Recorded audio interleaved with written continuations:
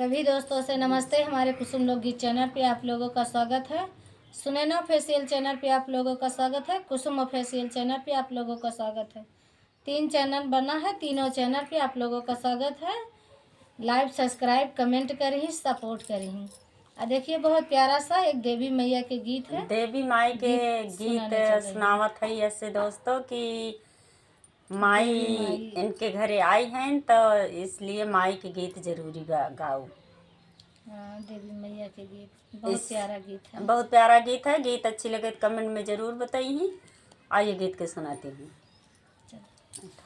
मैया रानी हो तू तो सब कुछ जाने लू। मैया रानी हो तू तो सब कुछ जाने लू। माथे के बेंदिया मैया आंचल में छिपाए लू। माथे के बेंदिया मैया आंचल में छिपाए लू। भगत भैया के मुत चोरिया लगाएलू। भगत भैया के तू तो चोरिया लगाएलू। मैया रानी हो तू तो सब कुछ जानलू। मैया रानी हो तू तो सब कुछ जानलू।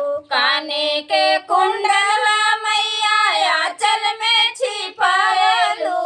काने के कुंडलवा मैया आंचल में छिपाएलू। भगत भैया के तू तो चोरिया लगाएलू। भगत भैया के तू तो चोरिया लगावलू। मैया रानी हो तू तो सब कुछ जानलू। मैया रानी हो तू तो सब कुछ जानलू। गलवा के हरवा मैया आंचल में छिपाएलू।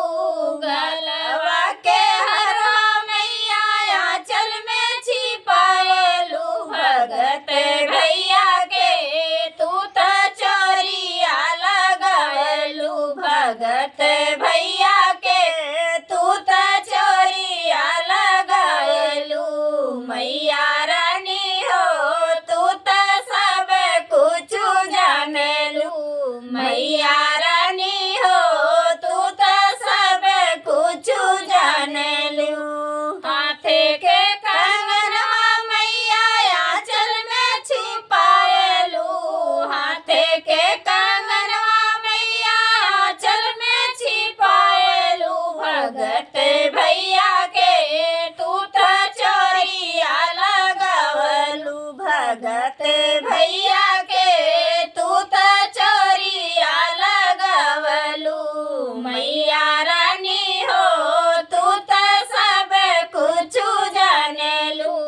मैया रानी हो तू तो सब कुछ जानलू। घोड़े के पजनिया मैया आंचल में छिपावलू। घोड़े के पजनिया मैया आंचल में छिपाएलू। भगत भैया के तू तो चोरिया लगावलू। भगत भैया के तू तो चोरिया लगावलू। मैया रानी हो तू तो सब कुछ जानलू। मैया